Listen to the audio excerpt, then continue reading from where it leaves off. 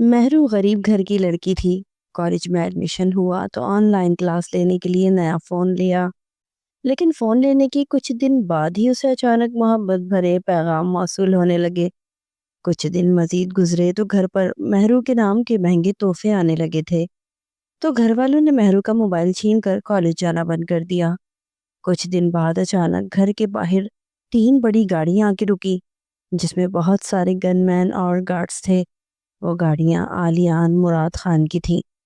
مہرو کے گھر میں داخل ہوتے اس نے مہرو کے باپ سے کچھ خاص بات کی، جسے سن کر کچھ دیر بعد ہی مہرو کے باپ نے مہرو کا نکاح آریان خان سے کر دیا۔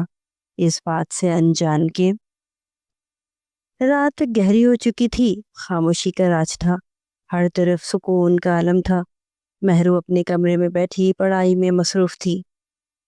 اس کی بڑی گہری آنکھیں کتاب کے اوراق پر جمی ہوئی تھیں، چہرے پر سنجیدگی اور ذہانت کی جھلک نمایاں تھی۔ لمبے سیاہ بال کندھوں پر بکھرے ہوئے تھے، جو زرد روشنی میں چمک رہے تھے۔ اس کی نزاکت اور خوبصورتی میں ایک الگ ہی معصومیت تھی۔ سفید لباس میں وہ جیسے چاندنی رات کی تصویر معلوم ہو رہی تھی۔ کمرے میں ہلکی زرد روشنی پھیلی ہوئی تھی اور باہر سے آتی ہوا پردوں کو ہلکے سے جھولا دے رہی تھی۔ مہرو گہری سوچ میں تھی کہ اچانک موبائل کی گھنٹی نے اسے سکوت کو توڑ دیا۔ مہرو چونک گئی، دل دھڑکنے لگا۔ گھبراہٹ کے عالم میں اس نے جلدی سے فون اٹھایا اور اسکرین پہ نظر ڈالی۔ نمبر اجنبی تھا۔ وہ لمحے بھر کے لیے ہچکچائی، پھر برابر کی کمرے میں سوئے اپنے والدین کا خیال کرتے ہوئے فوراً فون سائلنٹ کر دیا۔ اب کون ہو سکتا ہے؟ اس نے زیر لب خود سے کہا۔ چند لمحے رکی، پھر کانپتے ہاتھوں سے کال ریسیو کی۔ ہیلو، اس نے آہستہ آواز میں کہا، جیسے اپنی آواز کو دبانے کی کوشش کر رہی ہو۔ دوسری طرف ایک گہری خاموشی پر اسرار آواز سنائی دی، جو ہمیشہ کی طرح نرمی اور ایک عجیب بے باکی کے ساتھ بول رہی تھی۔ اتنی رات کو بھی جاگ رہی ہو؟ تمہیں آرام کی ضرورت ہے۔ مہرو کے ماتھے پر شکنیں پڑ گئیں، اس کی آواز میں سختی آ گئی۔ تم کون ہو؟ روز نئے نمبر سے کال کیوں کرتے ہو؟ کیا چاہتے ہو تم؟ آواز میں وہی سکون اور چالاکی تھی۔ بس تمہاری آواز سننی تھی اور کچھ نہیں۔ مہرو کے صبر کا پیمانہ لبریز ہو چکا تھا۔ اس نے غصے سے کہا، کیا تمہیں شرم نہیں آتی؟ تم مجھے پریشان کر رہے ہو اور میں یہ سب برداشت نہیں کروں گی۔ اگر دوبارہ فون کیا تو پولیس میں رپورٹ کر دوں گی۔ دوسری طرف ہلکی سی ہنسی سنائی دی، جیسے وہ اس کی دھمکی کو سنجیدہ نہیں لے رہا ہو۔ تم غصے میں بھی بہت خوبصورت لگتی ہو۔ مہرو کا دل غصے اور بے بسی سے بھر گیا۔ اس نے سخت لہجے میں جواب دیا، اگر تمہیں میری آواز سننے کا اتنا ہی شوق ہے تو یاد رکھو، میں خاموش رہنا بھی خوب جانتی ہوں۔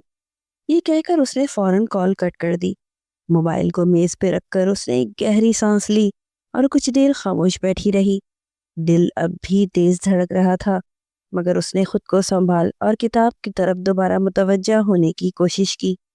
باہر ہوا اب بھی چل رہی تھی، مگر مہرو کے دل کی بے چینی اسے سکون سے بیٹھنے نہیں دے رہی تھی۔ وہ سوچتی رہی، یہ پراسرار آدمی کون ہے اور اسے کب تک یہ سب برداشت کرنا پڑے گا؟ مہرو نے فون بند کر دیا تھا، لیکن دل ابھی تک بے چین تھا۔ کتاب کے صفحات اس کے سامنے کھلے تھے، مگر اس کی آنکھوں میں الجھن تھی۔ ہر بار وہ خود کو پڑھائی پر مرکوز کرنے کی کوشش کرتی، مگر اس پراسرار کال کرنے والے کی آواز اس کے کانوں میں گونجنے لگتی۔ یہ کون ہو سکتا ہے؟ کیوں میرے پیچھے پڑا ہے؟ اس نے زیر لب خود سے کہا، اپنی کرسی سے اٹھ کے کمرے میں ٹہلنے لگی۔ روشنی مدھم تھی اور کمرے میں پھیلا سکوت اس کے دل کی بے چینی کو بڑھا رہا تھا۔ کچھ لمحے گزرنے کے بعد اس نے سوچا کہ پانی پی کے خود کو پرسکون کرے۔ وہ دھیرے سے دروازہ کھول کے باہر نکلی تاکہ والدین کو جگائے بغیر کچن تک پہنچ سکے۔ مہرو کے نازک قدموں کی چاپ دبے دبے سنائی دے رہی تھی۔ کچن میں پہنچ کر اس نے ایک گلاس نکالا اور پانی بھرنے لگی۔ اس کے ہاتھ کانپ رہے تھے اور دل اب بھی زور زور سے دھڑک رہا تھا۔ جیسے ہی اس نے پانی کا گلاس ہونٹوں تک پہنچایا، اچانک کھڑکی کے پاس سے ایک سایہ سا گزرنے کا احساس ہوا۔ مہرو کا دل دہل گیا۔ گلاس اس کے ہاتھ سے چھوٹتے چھوٹتے بچا۔ اس نے فوراً کھڑکی کی طرف دیکھا، لیکن باہر کچھ صاف نظر نہیں آیا۔ صرف باغیچے کے درخت ہلکی ہوا کے ساتھ جھوم رہے تھے۔ یہ کیا تھا؟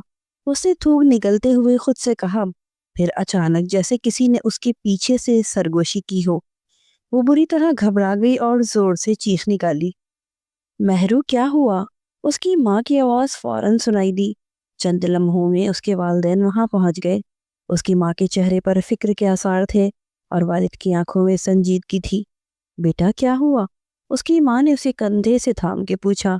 وہ کھڑکی کے پاس کوئی تھا، مہرو نے کانپتے ہوئے جواب دیا۔ اس کی آواز لڑکھڑا رہی تھی۔ کہاں؟ والد نے فوراً کھڑکی کی طرف دیکھا اور باہر باغیچے کی طرف جھانکا، لیکن کچھ بھی نہیں تھا۔ ہر طرف سکون تھا، صرف درختوں کی سرسراہٹ اور رات کے حشرات کی آوازیں سنائی دے رہی تھی۔ کچھ نہیں ہے بیٹا، والد نے اسے تسلی دیتے ہوئے کہا، تمہارا وہم ہوگا۔ نہیں بابا، میں نے دیکھا تھا، وہاں کوئی تھا، مہرو ضد کے ساتھ بولی۔ اس کی ماں نے اسے نرمی سے گلے لگایا۔ مہرو بیٹا، تم تھکی ہوئی ہو، شاید زیادہ پڑھائی کی وجہ سے تمہارا دماغ کھیل رہا ہے۔ آؤ تمہیں کمرے تک چھوڑ دیتے ہیں۔ والد نے باغیچے کا ایک اور جائزہ لیا اور تسلی دیتے ہوئے کہا، سب کچھ ٹھیک ہے، پریشان ہونے کی ضرورت نہیں۔ مہرو کو اپنے والدین کے ساتھ کمرے تک واپس لے جایا گیا۔ اس کی ماں نے اس کا ماتھا چوما اور کہا، بیٹا آرام کرو، اپنی صحت کا خیال رکھو، ہم یہی ہیں، کچھ بھی ہوگا تو ہمیں فوراً بتانا۔ اس کے والد نے دروازے کی طرف جاتے ہوئے مزید تسلی دی، دروازہ بند کر لو اور سکون سے سو جاؤ۔ مہرو نے سر ہلایا، لیکن اس کا دل اب بھی بے چین تھا۔ وہ بستر پر بیٹھی اور خود کو پرسکون کرنے کی کوشش کرنے لگی۔ کمرے میں ہر چیز ویسی ہی تھی جیسی وہ چھوڑ کے گئی تھی، مگر اس کے دل کی حالت اب بدل چکی تھی۔ چند لمحے گزرے تھے کہ موبائل پر ایک پیغام کی گھنٹی بجی۔ مہرو کا دل ایک بار پھر زور زور سے دھڑکنے لگا۔ اس نے جھجکتے ہوئے موبائل اٹھایا اور اسکرین پہ نظر ڈالی۔ پیغام اجنبی نمبر سے آیا تھا۔ جان، دھیان سے چیخا کرو، نازک دل بند بھی ہو سکتا ہے۔ مہرو کی آنکھیں خوف سے پھیل گئیں، اس کے ہاتھ کانپنے لگے۔ موبائل اس کے ہاتھ سے پھسل کر بستر پہ گر گیا۔ یہ کیا ہو رہا ہے؟ یہ کون ہے؟ اس کے ذہن میں ہزاروں سوالات گردش کرنے لگے۔ وہ بستر پر سمٹ کے بیٹھ گئی اور آنکھوں میں خوف کے آنسو بھر آئے۔ اس کے خوبصورت چہرے پر اب بے بسی اور گھبراہٹ کے سائے تھے۔ رات کے سناٹے میں سب کچھ ویسا ہی تھا، مگر مہرو کے دل و دماغ میں ایک طوفان برپا تھا۔ مہرو رات بے چینی میں گزری۔ وہ کب نیند میں گئی اسے خود بھی علم نہ ہوا۔ صبح جب آنکھ کھلی تو کمرے میں دھوپ کی ہلکی کرنیں کھڑکی سے اندر آ رہی تھیں۔ رات آنکھوں میں خوف کا سایہ اب بھی موجود تھا، مگر اس نے خود کو سنبھالا اور اس کی آنکھوں کے نیچے ہلکی سوجن واضح کر رہی تھی کہ وہ رات بھر پریشان رہی تھی۔ وہ خاموشی سے بستر سے اٹھی، چہرہ دھویا اور آئینے میں خود کو دیکھنے لگی۔ اس کے معصوم نقوش پر سنجیدگی اور الجھن کا اثر نمایاں تھا۔ وہ سوچ رہی تھی کہ اس کی زندگی میں یہ سب کیوں ہو رہا ہے؟ یہ کون ہے جو اس کی زندگی کو یوں پریشان کیے جا رہا ہے؟ مہرو ایک چھوٹے مگر صاف ستھرے گھر کی لڑکی تھی۔ اس کے والد مراد صاحب ایک معمولی نوکری کرتے تھے اور اپنی بیٹی کی خواب پورے کرنے کے لیے دن رات محنت کر رہے تھے۔ شبانہ بیگم مہرو کی ماں ایک سادہ خاتون تھی جو گھر کو سنبھالے ہوئے تھی۔ مہرو ہمیشہ سے ذہین اور محنتی طالبہ رہی تھی۔ میٹرک میں اس نے بہترین نمبر حاصل کیے تھے اور یہی وجہ تھی کہ مراد صاحب نے اپنی بیٹی کو مزید پڑھانے کا فیصلہ کیا تھا۔ انہوں نے اپنی جمع پونجی لگا کر اور اضافی کام کر کے مہرو کا قریبی کالج میں داخلہ کروایا تھا۔ مہرو کے خوابوں کو حقیقت بنتے دیکھنا ان کے لیے سب سے بڑی خوشی تھی۔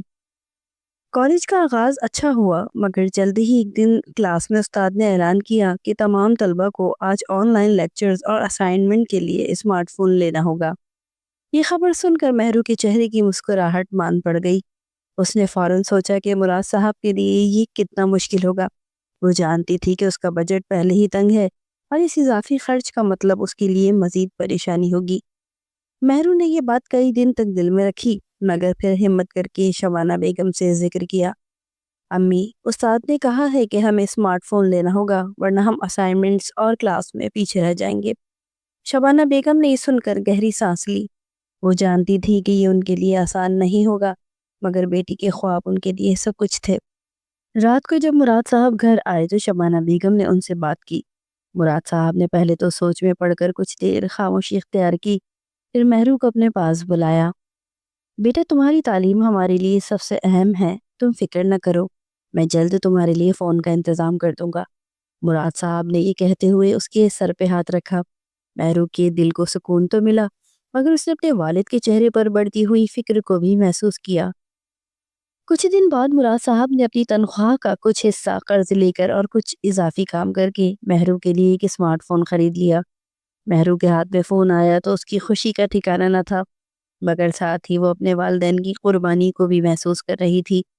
اس نے خود سے وعدہ کیا کہ وہ اس فون کا استعمال صرف اپنی تعلیم کے لیے کرے گی اور اپنی محنت سے اپنے والدین کا سر فخر سے بلند کرے گی۔ لیکن پھر وہ دن آیا جب اس کے نمبر پر ایک اجنبی کا میسج آیا۔ ابتدا میں مہرو نے اسے نظر انداز کیا، مگر میسجز کا سلسلہ بڑھنے لگا۔ کچھ دن بعد کالز بھی آنے لگی۔ مہرو نے شروع میں سختی سے منع کیا، مگر وہ اجنبی ہر بار نئے نمبر سے رابطہ کرتا رہا۔ اس کی باتوں میں ایک عجیب سی شائستگی اور نرمی تھی، مگر مہرو کے لیے یہ سب ناقابل برداشت تھا۔ اس کا دل خوف اور الجھن کا شکار رہنے لگا۔ وہ ہر بار خود کو مضبوط کرنے کی کوشش کرتی، مگر وہ اجنبی اپنی باتوں سے اسے بے چین کر دیتا۔ وہ کبھی اس کی خوبصورتی کی تعریف کرتا، کبھی اس کی آواز کی، اور کبھی اس کے روزمرہ کی عادات پر تبصرہ کرتا، جیسے وہ اس کی زندگی کا ہر لمحہ جانتا ہو۔ ایک رات مہرو اپنے بستر پہ بیٹھی پڑھائی کر رہی تھی جب اس کا موبائل دوبارہ بجا۔ نمبر اجنبی تھا۔ اس نے ہچکچاتے ہوئے کال ریسیو کی اور دوسری طرف سے اسی پراسرار آواز نے کہا، اتنی رات گئے بھی جاگ رہی ہو، خود کا خیال نہیں رکھتی؟ نازک دل کے لیے یہ سب اچھا نہیں ہے۔ مہرو کا دل زور سے دھڑکا۔ اس نے غصے سے کہا، تمہیں کتنی بار کہا ہے کہ مجھے کال مت کیا کرو، یہ کیا مذاق بنا رکھا ہے؟ دوسری طرف سے ایک ہلکی سی ہنسی سنائی دی۔ یہ مذاق نہیں، محبت ہے۔ محبت؟ مہرو نے غصے سے کہا، تمہارے لیے یہ محبت ہوگی، مگر میرے لیے یہ سب ایک خوفناک خواب سے کم نہیں۔ تم کون ہو اور کیوں میرا پیچھا کر رہے ہو؟ یہ سوالات کرنے کی ضرورت نہیں مہرو، بس اتنا جان لو کہ تمہاری ہر مسکراہٹ میرے لیے دنیا ہے۔ مہرو کے لیے یہ سب ناقابل برداشت ہو چکا تھا۔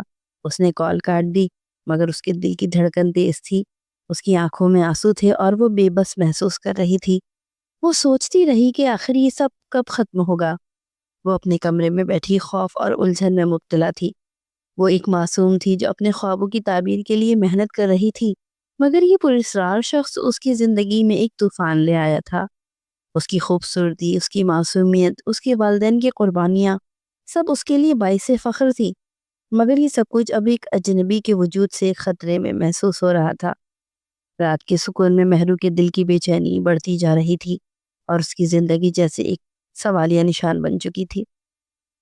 صبح کی روشنی کھڑکی کے پردوں سے جھانک رہی تھی، لیکن مہرو کے دل میں اب بھی رات کے سائے چھائے ہوئے تھے۔ وہ اپنے بستر پہ بیٹھی گمسم تھی، جیسے اس کی سوچیں کسی گہری الجھن میں ہوئی ہوں۔ اچانک دروازے پہ ہلکی سی دستک ہوئی اور چند لمحوں بعد شبانہ بیگم کمرے میں داخل ہوئیں۔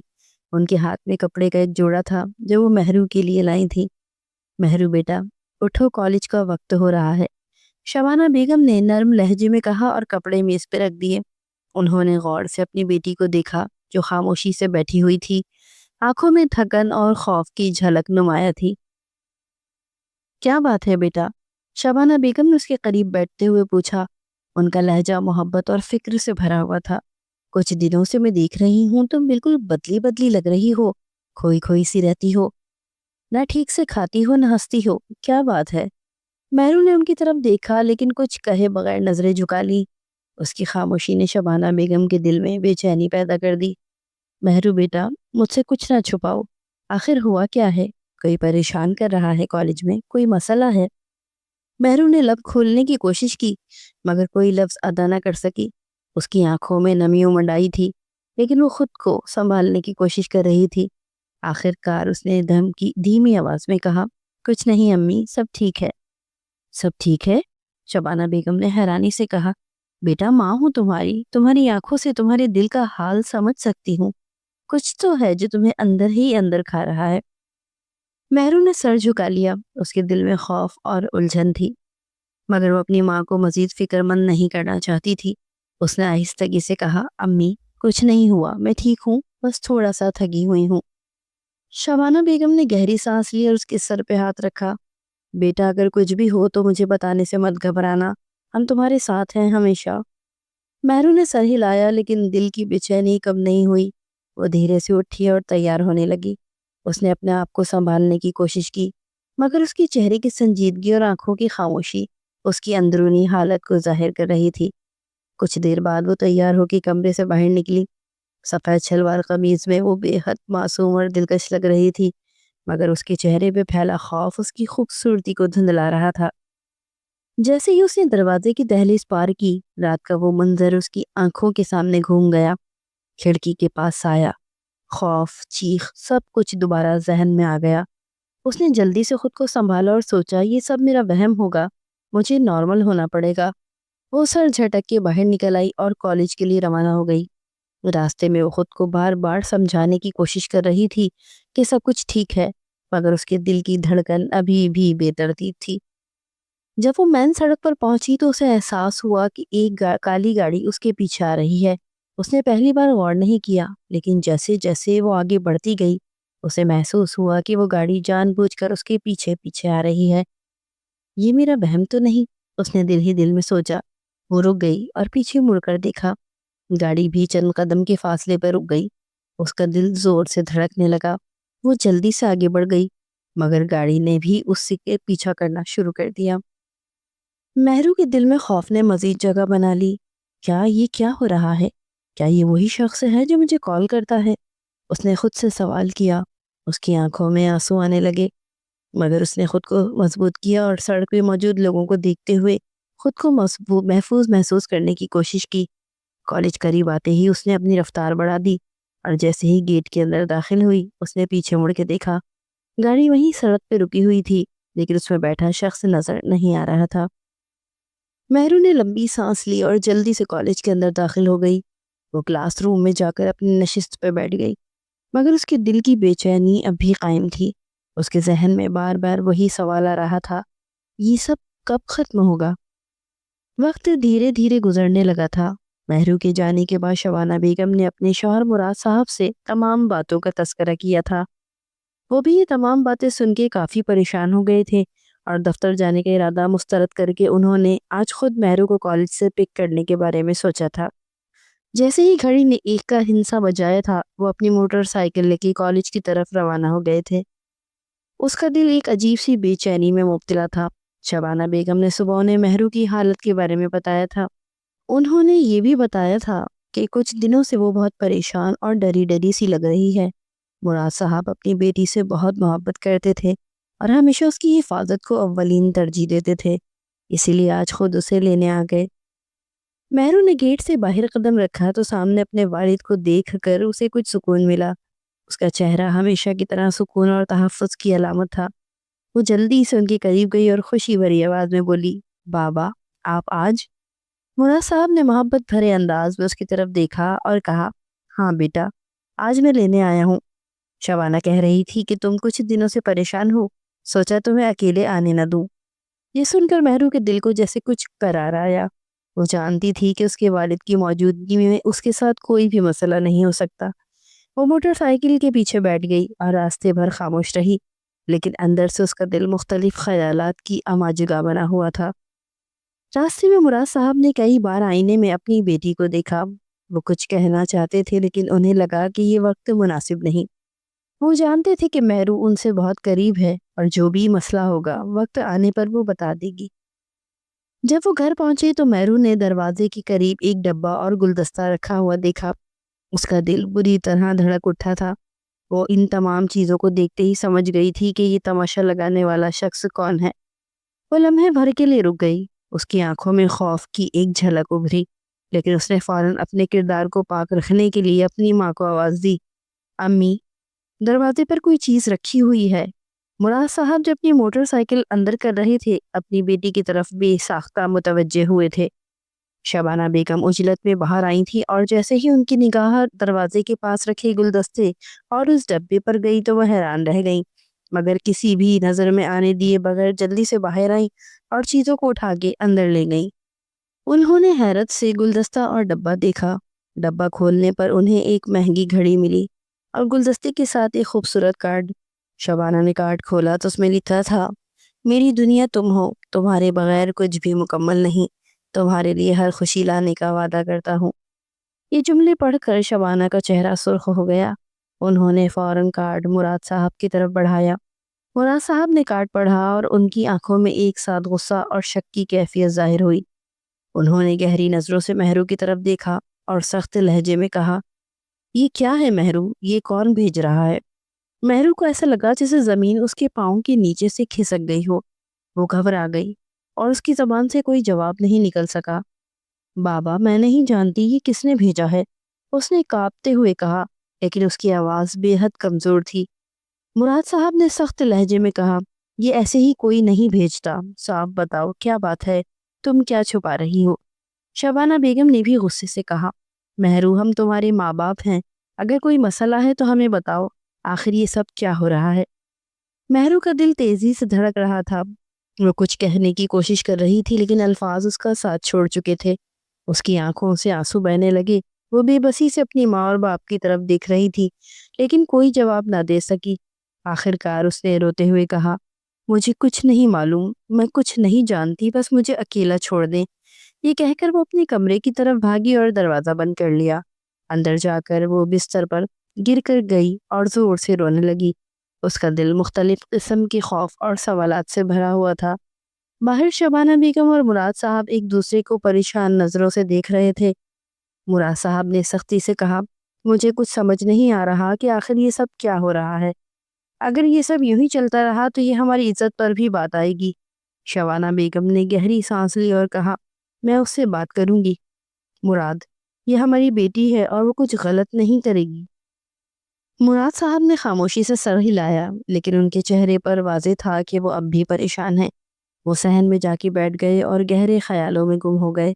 دوسری طرف مہرو کے موبائل پر ایک اور پیغام آیا، ڈرنے کی ضرورت نہیں، میں ہمیشہ تمہارے ساتھ ہوں۔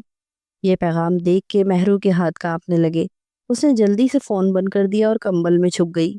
اس کے دل میں خوف گہرا ہو گیا تھا۔ وہ سوچ رہی تھی یہ سب کب ختم ہوگا؟ یہ کون ہے جو میری زندگی کو اس طرح تباہ کر رہا ہے؟ اسے سمجھ نہیں آ رہا تھا کہ وہ یہ سب اپنی ماں اور باپ کو کیسے بتائے۔ وہ جانتی تھی کہ یہ مسئلہ بڑھ رہا ہے لیکن اس کے پاس نہ کوئی حل تھا اور نہ ہی کوئی راستہ۔ مراد صاحب اور شبانہ بیگم سارا دن بے چین رہے۔ مہرو کے کمرے سے باہر نہ آنا اور مسلسل چپ رہنا انہیں اندر سے ہلا رہا تھا۔ شبانہ بیگم نے کئی بار اسے کھانے کے لیے بلایا لیکن ہر بار وہ صرف یہی کہتی، امی مجھے بھوک نہیں ہے، آپ مجھے اکیلا چھوڑ دیں۔ مراد صاحب یہ سب سن کے مزید بے چین ہو گئے۔ شام کے وقت جب مہرو نے کمرے کا دروازہ بھی بند کر لیا اور نہ کسی سے بات کی اور نہ ہی کوئی آواز نکالی تو وہ مزید برداشت نہ کر سکے۔ انہوں نے غصے سے کہا، یہ بچی ہم سے آخر کیا چھپا رہی ہے شبانہ؟ میں اب انتظار نہیں کر سکتا، مجھے کچھ کرنا ہوگا ورنہ یہ خود کو مزید نقصان پہنچا دے گی۔ شبانہ نے آہستہ سے کہا، مراد مجھے لگتا ہے مہرو بہت پریشان ہے، ہمیں اس پر دباؤ ڈالنے کے بجائے اسے آرام سے سنبھالنا چاہیے۔ مراد صاحب نے گہری سانس لی اور بولے، پریشانی تو مجھے بھی ہے لیکن یہ بات صرف آرام سے حل کرنے سے حل نہیں ہوگی۔ رات کے وقت جب یہ محسوس ہوا کہ مہرو باہر نہیں آئے گی تو مراد صاحب نے آخر کار فیصلہ کیا کہ وہ خود کمرے میں جا کے دیکھیں گے۔ وہ دروازے کے پاس گئے اور آہستہ سے دستک دی، مہرو بیٹا دروازہ کھولو، ہم تم سے بات کرنا چاہتے ہیں۔ اندر سے کوئی جواب نہیں آیا۔ شبانہ بھی دروازے کے قریب آ گئی۔ انہوں نے کہا، مہرو بیٹی ہم تم سے ناراض نہیں ہیں، تمہیں جو بھی بات کرنی ہے ہمیں بتاؤ۔ جب کوئی جواب نہ آیا تو مراد صاحب نے دروازہ کھولا۔ اندر کا منظر دیکھ کے دونوں کے ہوش اڑ گئے۔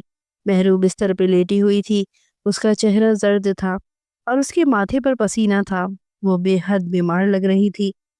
مراد یہ تو بخار میں تپ رہی ہے، شبانہ نے گھبرا کے کہا، لیکن مراد صاحب نے جلدی سے اس کے ماتھے پہ ہاتھ رکھا۔ یہ تو بہت تیز بخار ہے۔ انہوں نے فوراً ڈاکٹر کو فون کیا اور کہا، ڈاکٹر صاحب مہرو کی طبیعت بہت خراب ہے، آپ جلدی سے آ جائیں۔ تقریباً 15 منٹ بعد ڈاکٹر آ گیا۔ وہ ایک نوجوان ڈاکٹر تھا۔ اس کے چہرے پر اعتماد اور انداز میں پیشہ ورانہ مہارت تھی۔ اس نے جلدی سے مہرو کا جائزہ لیا، اس کی نبض دیکھی اور بخار چیک کیا۔ ڈاکٹر نے کچھ لمحے سوچنے کے بعد کہا، بخار تیز ہے لیکن یہ ذہنی دباؤ کی وجہ سے ہے، اگر آپ نے ان کا خیال نہ رکھا تو یہ حالت مزید خراب ہو سکتی ہے۔ مراد صاحب نے فکرمند لہجے میں پوچھا، ڈاکٹر صاحب دباؤ کیوں ہو سکتا ہے؟ ڈاکٹر نے سنجیدگی سے جواب دیا، یہ سوال آپ کو اپنی بیٹی سے پوچھنا چاہیے۔ میں صرف یہ کہہ سکتا ہوں کہ ان کا ذہن بہت زیادہ بوجھ تلے دب رہا ہے۔ آپ کوشش کریں کہ سکون میں رہیں اور خود کو محفوظ محسوس کریں۔ اس نے دوائیوں کی ایک پرچی شبانہ بیگم کو دی اور جاتے ہوئے آہستہ سے ایک چھوٹی پرچی مہرو کے تکیے کے نیچے رکھ دی۔ شبانہ اور مراد صاحب دوا لینے کے لیے باہر چلے گئے اور کمرے میں سکون چھا گیا۔ مہرو نے آہستہ سے آنکھیں کھولی۔ اس کا دل دھڑک رہا تھا۔ اسے یقین تھا کہ ڈاکٹر کچھ کہہ کے گیا ہے۔ اسے تکیے کے نیچے ہاتھ ڈالا اور ایک طے شدہ پرچی نکالی۔ کانپتے ہاتھوں سے اسے کھولا۔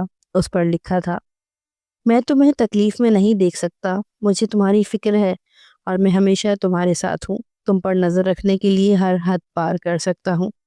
یہ پڑھ کے مہرو کا دل دھک سے رہ گیا۔ اس کے ہاتھ لرزنے لگے اور اس کی آنکھوں سے آنسو جاری ہو گئے۔ اس نے پرچی جلدی سے کتاب میں چھپا دی اور کانپتے ہوئے بستر پر لیٹ گئی۔ وقت گزرتا گیا لیکن مہرو کی زندگی میں سکون نہ آیا۔ روز اس کے لیے قیمتی تحفے آتے، کبھی گلدستہ، کبھی مہنگے جوتے، کبھی برانڈڈ کپڑے۔ مراد صاحب اور شبانہ بیگم کے لیے یہ سب ناقابل برداشت ہو گیا۔ ایک دن مراد صاحب نے دیکھا کہ ایک بار پھر گلدستے کے ساتھ ایک قیمتی گھڑی آئی ہوئی ہے۔ وہ غصے سے مہرو کو آواز دیتے ہوئے بولے، مہرو فوراً باہر آؤ۔ مہرو نے سہمے ہوئے قدموں کے ساتھ کمرے سے باہر قدم رکھا۔ وہ جانتی تھی کہ آج بات بڑھ سکتی ہے۔ مراد صاحب نے سخت لہجے میں کہا، یہ سب کیا ہے؟ کون بھیج رہا ہے یہ تحفے؟ تم کیوں نہیں بتا رہی ہو؟ مہرو نے نظریں جھکا لی اور آہستہ آواز میں کہا، بابا میں نہیں جانتی، مجھے نہیں معلوم یہ کون کر رہا ہے۔ یہ سن کر مراد صاحب کا غصہ شدت اختیار کر گیا۔ یہ فون تمہاری بربادی کا ذریعہ بن رہا ہے، آج سے یہ تمہارے پاس نہیں رہے گا۔ انہوں نے غصے سے مہرو کا موبائل اس کے ہاتھ سے چھین لیا اور کہا، اور آج کے بعد تم کالج بھی نہیں جاؤ گی جب تک یہ سب ختم نہیں ہوتا۔ تم گھر سے باہر قدم نہیں رکھو گی۔ شبانہ بیگم نے بیچ میں آ کے کہا، مراد آپ بیٹی پر اتنا سخت کیوں ہو رہے ہیں؟ لیکن مراد نے ہاتھ اٹھا کے کہا، یہی سب ہماری عزت کو خراب کرے گا، آج سے یہ گھر کے اصول بدلیں گے۔ مہرو خاموشی سے کھڑی رہی۔ اس کی آنکھوں میں آنسو تھے اور دل میں خوف۔ وہ کچھ بھی کہنے کی ہمت نہیں کر سکی۔ اس کی تعلیم، اس کے خواب، سب کچھ ایک لمحے میں بکھرتا ہوا محسوس ہوا۔ رات بھر وہ اپنے کمرے میں بیٹھی روتی رہی اور سوچتی رہی کہ اس کی زندگی کے ساتھ یہ سب کیا ہو رہا ہے۔ وقت دھیرے دھیرے گزرتا چلا گیا اور 2 دن بعد دوپہر کے وقت مراد صاحب شبانہ بیگم اپنے کمرے میں بیٹھے ہوئے تھے۔ وہ معمول کے مطابق دن بھر کی مصروفیات پر بات کر رہے تھے۔ مراد صاحب نے کچھ دیر پہلے ہی دفتر کا کام ختم کیا کہ اچانک گھر کے دروازے پر زوردار دستک کی آواز آئی۔ دونوں نے حیران ہو کر دروازے کی طرف دیکھا کیونکہ جس انداز میں دستک دی گئی تھی وہ کوئی عام انداز نہیں تھا۔ وہ کچھ کہتے یا سمجھتے اس سے پہلے ایک بار پھر دروازہ دھڑ دھڑایا گیا۔ مراد صاحب بڑبڑاتے ہوئے دروازے کی طرف بڑھے۔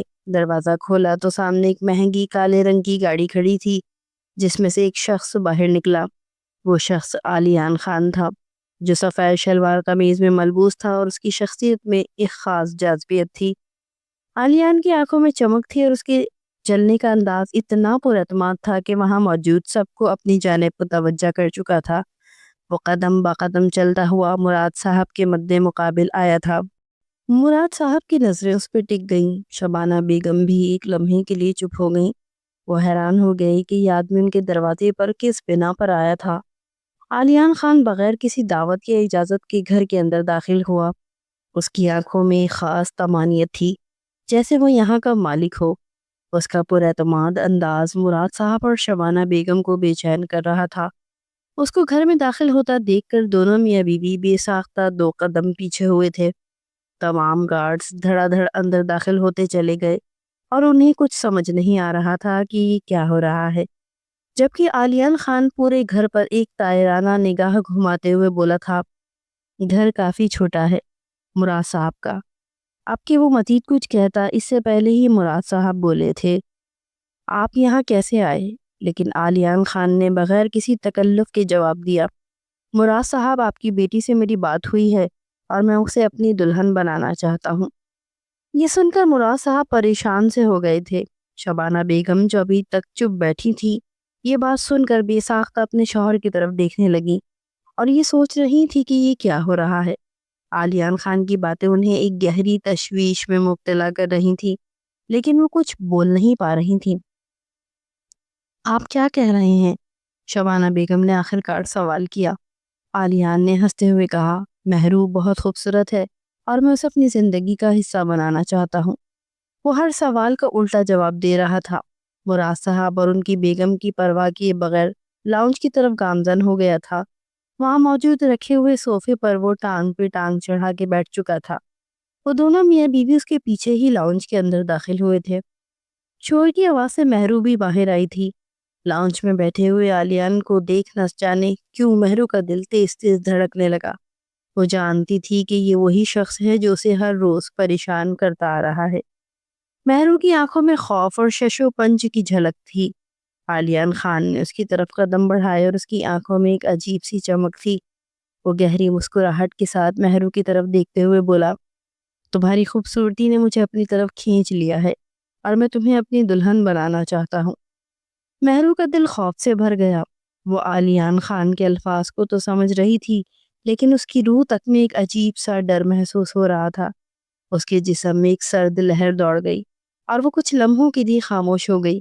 عالیان خان کی آنکھوں میں ایک جادو تھا اور وہ جانتی تھی کہ یہ شخص ایک خطرناک ہے، لیکن وہ اس وقت اتنی بے بس تھی کہ کچھ بول نہ سکی۔ مراد صاحب نے عالیان سے کہا، ہماری بیٹی کے بارے میں ایسی باتیں نہ کرو، ہم اسے تمہارے ساتھ جانے کی اجازت نہیں دیں گے۔ لیکن عالیان خان نے ان کی طرف دھیان نہیں دیا اور کہا، مراد صاحب میں نے اپنی بات کہہ دی ہے، مہرو کو میری دلہن بننا ہے اور میں اسے لے جاؤں گا۔ مراد صاحب کا دل ڈوب رہا تھا، لیکن عالیان کی آنکھوں میں ایک غیر معمولی طاقت تھی جو مراد صاحب کو خاموش کر رہی تھی۔ شبانہ بیگم بھی کچھ نہ بول سکی۔ عالیان خان کا چہرہ سنجیدہ اور پر اعتماد تھا۔ جب وہ مراد صاحب کی طرف دیکھتے ہوئے بولا، مجھے آپ سے بات کرنی ہے، اس کے لہجے میں غیر معمولی سنجیدگی تھی جس نے مراد صاحب کو مزید پریشان کر دیا۔ مراد صاحب کی حالت پہلے ہی تنی ہوئی تھی اور عالیان خان کے الفاظ نے ان کی بے چینی کو بڑھا دیا۔ وہ جانتے تھے کہ اب یہ بات ایک نیا موڑ لے رہی ہے۔ کیا بات ہے؟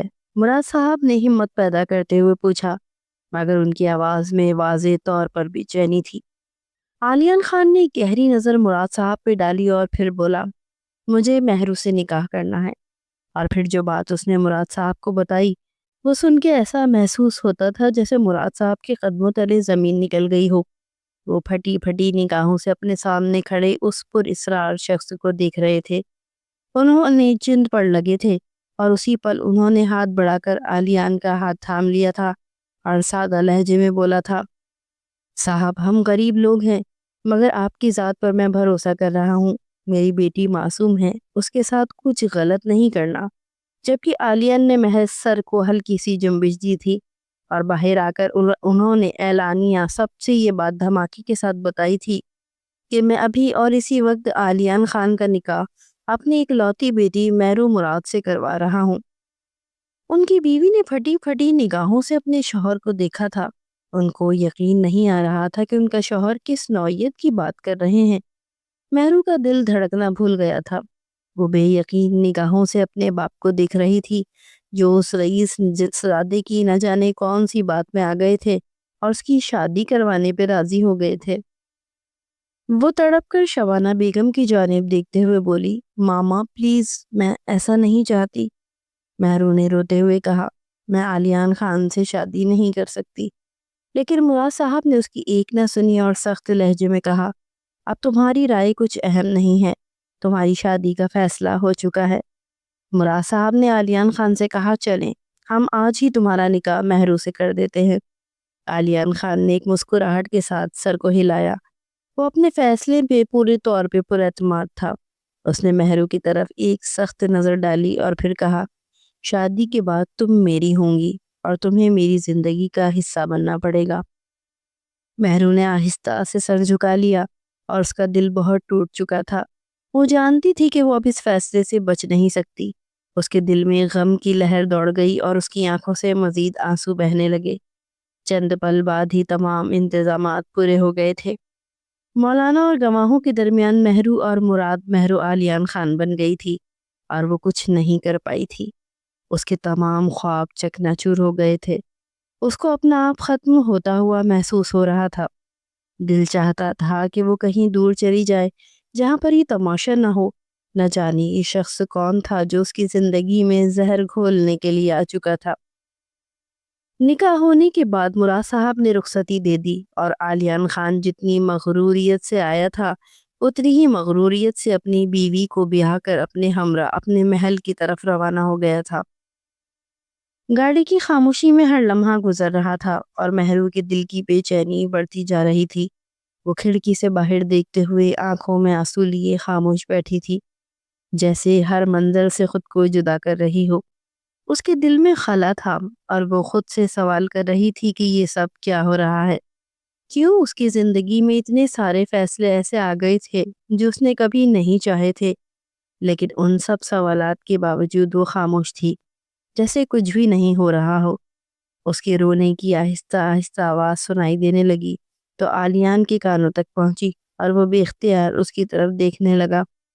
عالیان خان نے ایک نظر اس کی طرف ڈالی، پھر غصے میں کہا، کیا تمہیں سمجھ نہیں آ رہا؟